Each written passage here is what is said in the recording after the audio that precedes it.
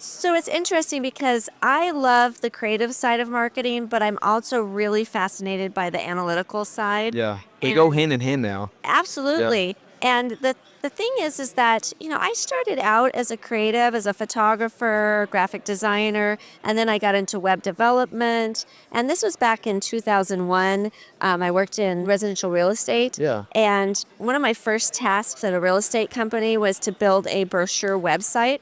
I didn't know anything about web development, but here I took all of the content out of an actual physical brochure and put it, on a website. Yeah.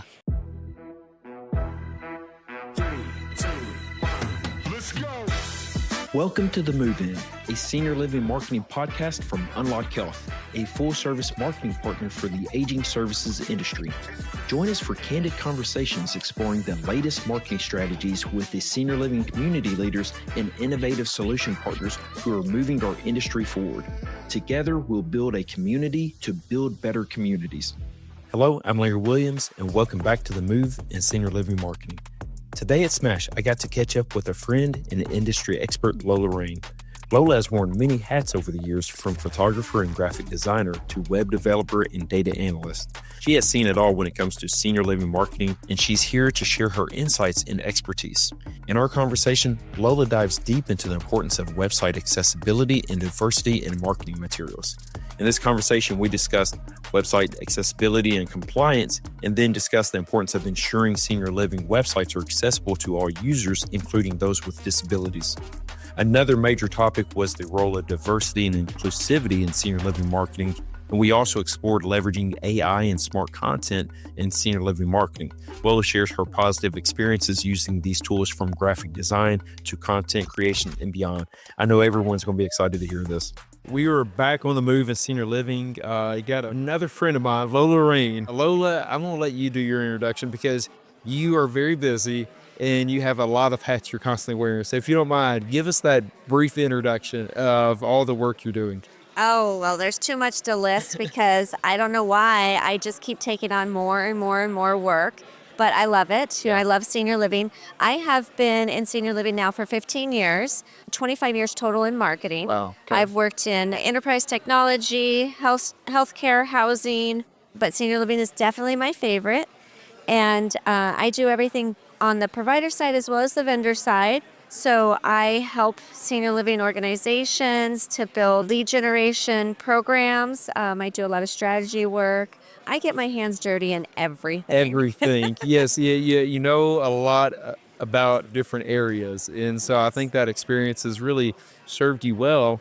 And also, like, I'm excited about the presentation that you're going to have, in an hour and a half from now or so. Yes. Tell us about that presentation and why I think it's so important, and why you believe it's so important in senior living. So it's interesting because I love the creative side of marketing, but I'm also really fascinated by the analytical side. Yeah. They go hand in hand now. Absolutely. And the thing is that, I started out as a creative, as a photographer, graphic designer, and then I got into web development. And this was back in 2001. I worked in residential real estate. Yeah. And one of my first tasks at a real estate company was to build a brochure website. I didn't know anything about web development, but here I took all of the content out of an actual physical brochure and put it, on a website. Yeah. And then shortly after that, we built data-driven websites using MLS data. And so that's when I got really into the analytical part of our business. Yeah. And nowadays, it absolutely does go hand in hand. You have to have a good-looking website, and you have to have the back end of your website that is accessible. Yes. And when I say accessible, I mean anybody can access it, read it, understand what you are offering as an organization. And on top of that, there are a lot of regulations out there that are always evolving. And there are ambulance chasers, there's attorneys Yes. who are after us, who are going to send us letter of intent to sue. Yeah. And they're going to try to settle with us for $50,000, $60,000, $70,000 or more. Yeah, and you hear this a lot. This is not just rumors. We know of people who had gone down this road before, and so that's it. Like I said, we need to create these these websites for everyone, but at the same time, this is another big reason we need to make sure the accessibility is covered as well on the website. Right. So if you are working with a web developer today who says, oh, don't worry about alt tags, don't worry about your metadata, Google really looks at, they look at the H1 and they look at the keywords on the site and they look at your URL structure, but they're not looking at that meta information that used to be important to Google. Well, if they say that to you, stop them right that second. Because there are blind people who are accessing the web, who are using special readers, and they have to be able to read the metadata so that the person can envision what is on that web page, because they need to access your services too. If someone watched your presentation, your session this afternoon, what would you say, what are their first steps into assessing if their website, their marketing materials are at the right accessibility levels? So the very first thing you need to do is find a web partner who can do an accessibility audit. Yeah. I recommend that every year that you have a website audit and an accessibility audit. Good advice. The website audit by itself will determine a roadmap for the next year and help you budget.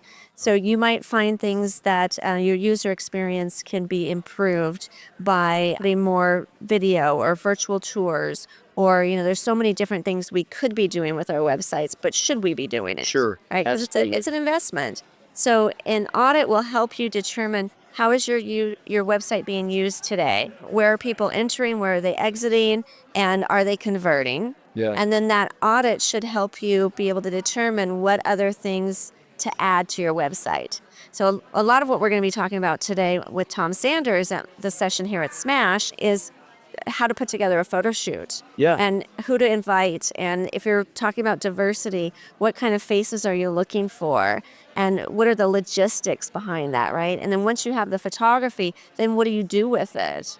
And how do you implement it? So that's all building blocks. Yes. But then there's the other side, right? Yeah. Which Well, is it's such important building blocks. And I feel like sometimes we get caught up thinking about the data and the integrations, but this is some of the stuff that we need to focus on at the jump. Yeah. Like really important stuff. Yeah. And that's where your branding comes in too. Yes. Because your images on your website do need to differentiate you. And then you have regulations such as FHA, fair housing. Are you showing the right diversity on your site? Absolutely. Do you have a DEIB statement on your website? Mm-hmm. Do your photographs, are they in alignment with that statement?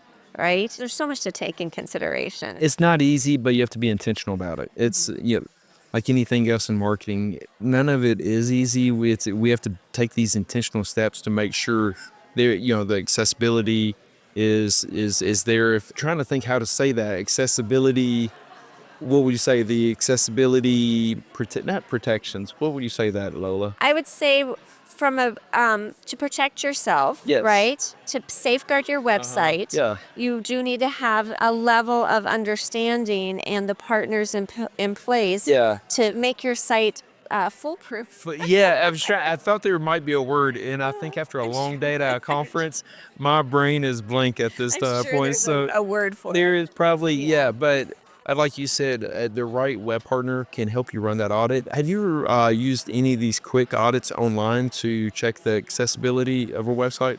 So I know there are a lot out there. Yeah, there's a couple of things to look at. One, there's widgets such as UserWay that's supposed to protect your website. It's not foolproof. It can change the contrast of your site. It can change the size of the font. And then there are checkers, AIM.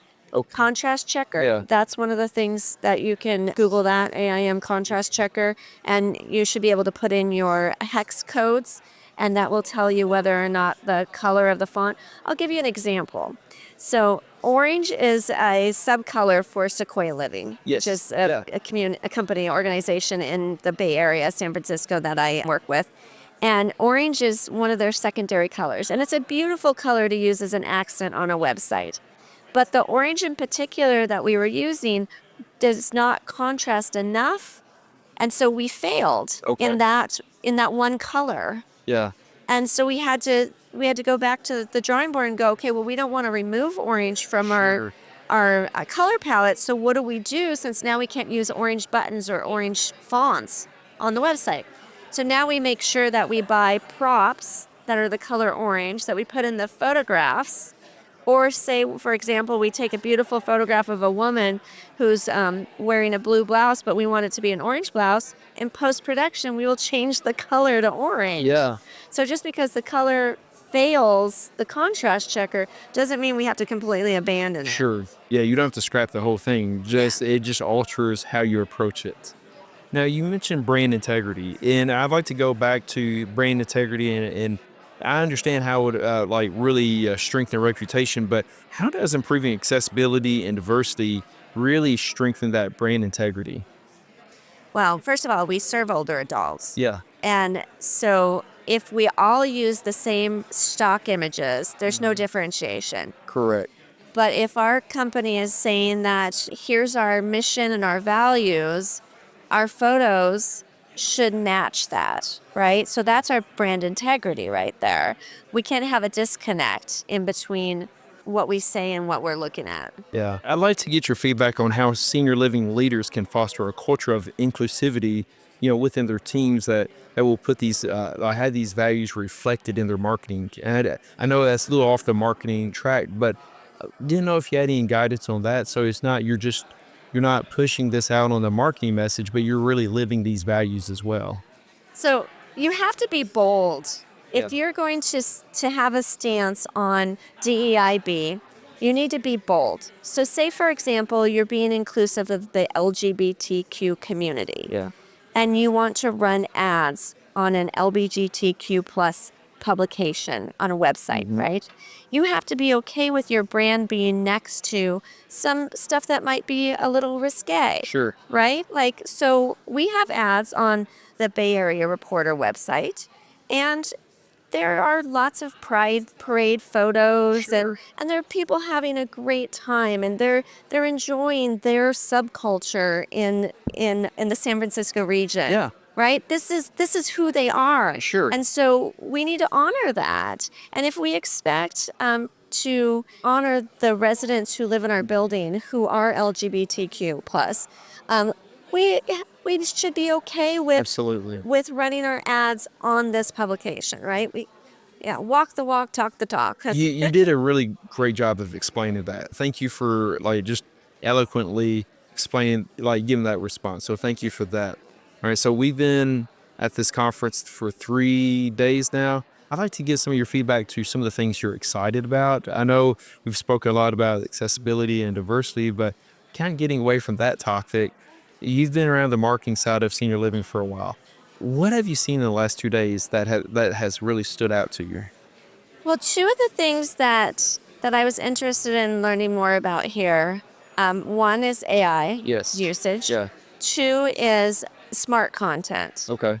And which kind of go hand in hand, right? So we had a great keynote speaker this morning, Jordash Johnson, and he talked a lot about AI. And I think we're at a point where it's not really scary anymore. Yes. Yeah. Yeah. That seems to be a common theme of just breaking that down and really Yeah. understanding what that is. Yes. And so even me, I resisted, and I finally started using ChatGPT recently. And I actually found that I love it for making graphics, and I love it for working out some of my own emotional problems, which is funny. Man, and it's a common theme. Anytime we talk about AI on this podcast, we talk about it making you more human. And so it's taking some of those tasks away so you can actually focus on, connecting with others and really providing a human experience. Yeah. And I think there's a lot that can be done. Anything about on going back to a human level, some of the amazing things that AI can do. I've shared this before that what my kids like scavenger hunts. They're older, but we've always done it. And so for Christmas, we created a scavenger hunt. It was late at night, Christmas Eve. So I ran a scavenger hunt, through ChatGPT, and it spit out. And so quickly we had a scavenger hunt for the kids. And it's just, there's so many applications we can use in AI, from marketing and business to, creating different data spreadsheets, to creating, scavenger hunt for kids. But like you said, the more you get into it, the more comfortable you are with it. All right. Now, is there any, wrapping this up, What other advice can you share with our team about it, just all things marketing, or just something you'd like to kind of leave the audience with? So, I would like to leave the audience with some tips on stress reduction. Okay, let's hear it. We live in a society nowadays where we spend so much time working, and everybody at this conference is dedicated to the organizations we work for. They're dedicated to our industry and to the resident experience, Yes. right? And when we take on that responsibility, that's a lot because we have families at home. We have things outside of work. Yeah. And so work-life balance is a topic often, or self-care, right? There's a lot of stress around the responsibilities that we have to drive leads, to convert leads, to keep our occupancy Yes. numbers up.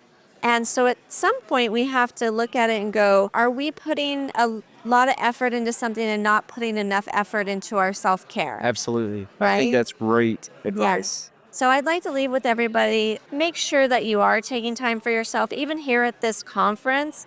Don't spend the entire time in lit rooms. Go Yes. outside. We're in Las Vegas. Breathe, give yourself grace. And you hear people even say, like, I feel bad for taking a break here and there. But like, no, you shouldn't, because it's going to give you more energy when you get back, and be intentional about the sessions you really want to take part in. And I think that's in life and in general. Yeah. Or even like me in particular, I had a Zoom call this morning, right? So I'm still trying to check my email and make sure that I don't miss anything back at the office. Yeah. While I'm here trying to learn and network. But at some point, you probably should mark yourself out of the office. Yes. Yeah. We try to be all things to all people far too often, especially in marketing. Too often we're the go-to group.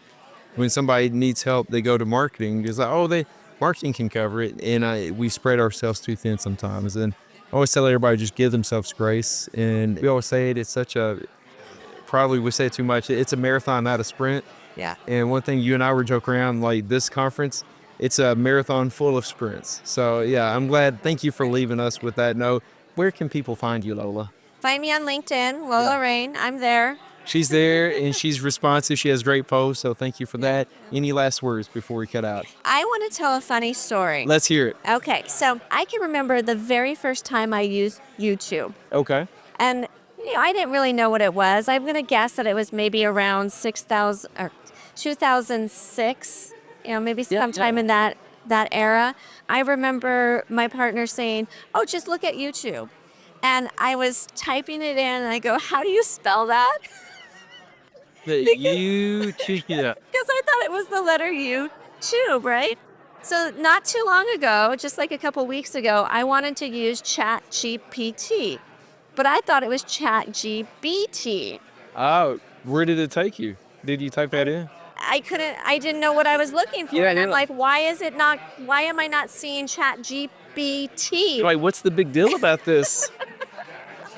And so finally I realized I can download the app. Yeah. And now, as I said, Now you're off and running. I'm off and running. Solid. But it's that first step. It's always getting the the first name step. right, Yes. going to the right location, and just checking it out and trying it. Yeah, and I think that's really good advice, to just take that first step and don't judge yourself too harshly going through those first steps. Yeah. It's real quick. We've talked a lot about marketing this week, and you mentioned YouTube. I think about where we're going with marketing activations, and my daughters, they watch YouTube all the time. They don't watch regular TV, and so we find ourselves watching more YouTube, and it just shows that those younger generations start pacing up, and I think that's something we need to be aware of. Is like it seems to bleed upwards, and so like how we communicate, whether it's with adult child decision makers, senior living seekers. So just think about some of these advancing technologies and how we're incorporating those and how we can leverage those to connect with others. Yeah. That's awesome. Lola, thank you so much for joining us. Good luck in your session. I know it's going to be great. We got to speak with Tom earlier, and you're going to do a fantastic job. Thanks, Larry. It was fun to talk with you. Thanks, Lola. Lola, you're always looking to add value in every conversation, and I appreciate the knowledge you shared with us today. Here are a few takeaways from my conversation with Lola. First, conduct an annual website audit. Lola stated the importance of conducting regular website audits, at least on an annual basis, to assess accessibility, user experience, and identify areas for improvement. Lola recommends working with a web development partner to perform these audits and create a roadmap for website enhancements. Second, align marketing materials with DEI commitments. Lola stressed the importance of ensuring marketing materials, including photography and imagery, align with the organization's diversity, equity, and inclusion statements and values. This involves intentionally representing diverse populations and fostering an inclusive brand identity. And third, explore the use of AI and smart content tools. Lola detailed her positive experience with these tools and discussed ways to leverage AI to boost productivity, streamline tasks, and enhance the marketing process. Again, big thanks to Lola for joining us today. Now let's go make some meaningful connections. Thank you for listening to The Move in Healthcare Growth. Add your voice to the conversation. Email the show at themove@unlockhealthnow.com. Follow us on social media and stay up to date at unlockhealthnow.com. Also, be sure to subscribe wherever you listen to podcasts so you never miss an episode.